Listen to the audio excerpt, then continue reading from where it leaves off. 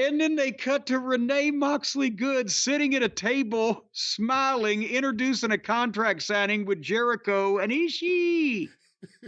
Like nothing is wrong. Yes, and if, folks, thank you. That kidnapping, yes, that in this state does carry a possibility of life imprisonment. But now we've got a contract signing. They didn't even but to acknowledge. What you just saw is horrible. Let's go to our contract signing. Yes, what you saw was the only attempted murder that's not been perpetrated by my husband. Now let's go to this contract signing. Anything, but it just hello, friends. By the way, they left the camera for Jack Perry. Yes, they did. So I wonder if he's going to shoot. How's he going to get loose from that chair? Well, look, that was an astoundingly bad segment. And as I said earlier, it's almost like every segment is completely different than the one before it. And the tone and pace keeps changing.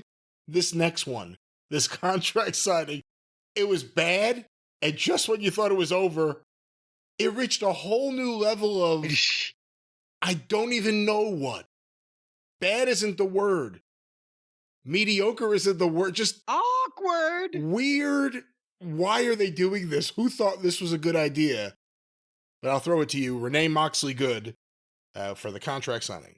Well, remember I said actors, writers, directors, auteurs. Here was the cinematographer's chance to shine. Because they worked this work.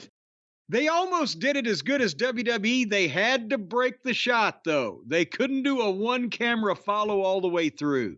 Fucking amateurs. But what? They're sitting there at a table in the back, and it says time for the official contract signing for this match that's coming up on Saturday. It's Wednesday night. And Jericho won't sign it. He wants to take it to show his lawyer. Well, again, too, go ahead. Coming off the previous kidnapping segment. Yes. When they go to the table, Jericho has that fake smile on his face. So. Oh, well, yeah, that's what he does all the time now. I just assume people. It's just weird, though. Again, coming off that segment, they're like, let's go to the next thing in the back. And there it is. And he's got the fakest smile on his face. And it's frozen. It's just mooning. It's frozen there. And, but that's his thing. You know, he can't react to anything else going on because he's got to do his fake shit. But the thing, and Renee said, oh, well, this was sent to your lawyer last week. Well, live in the now, Renee. It's all about now.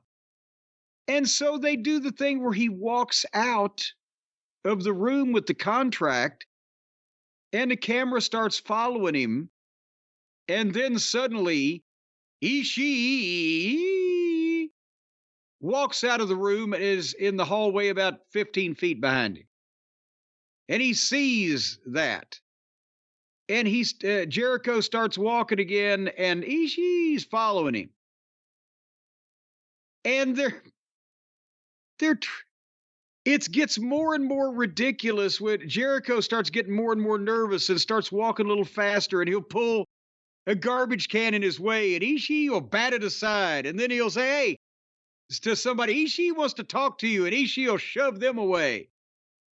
And it's an attempt at cinema, like when the WWE is doing the Jey Uso out in the people, and they follow him through the breezeway, and then the big entrance. It's some kind of cinema they're trying to do here.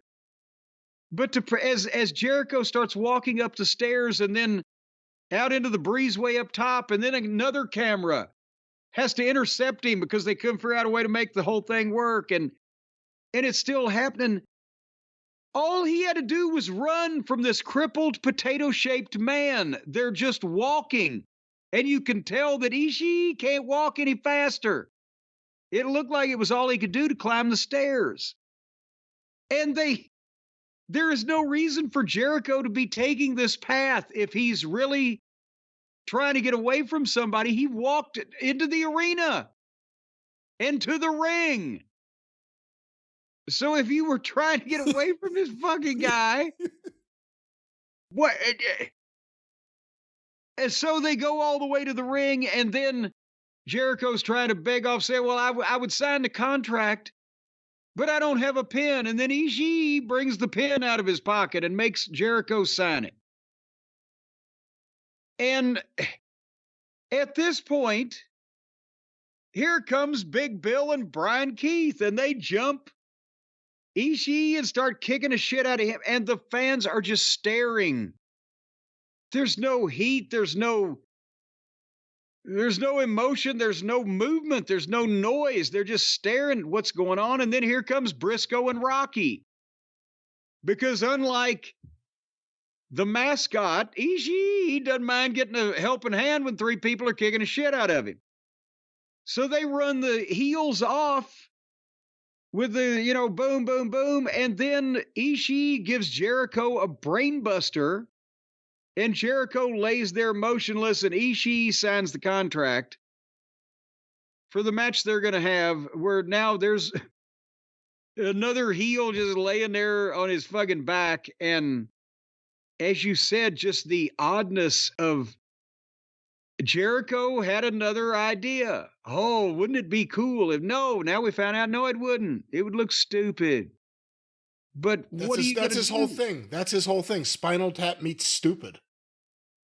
And the only thing is, at least he's in a no-win situation, because there's no way that you're going to make Chris Jericho versus this, again, baked potato with arms and legs any kind of attraction. So making fun of it may be the only recourse. But on this show, it was just, again, another odd, strange thing.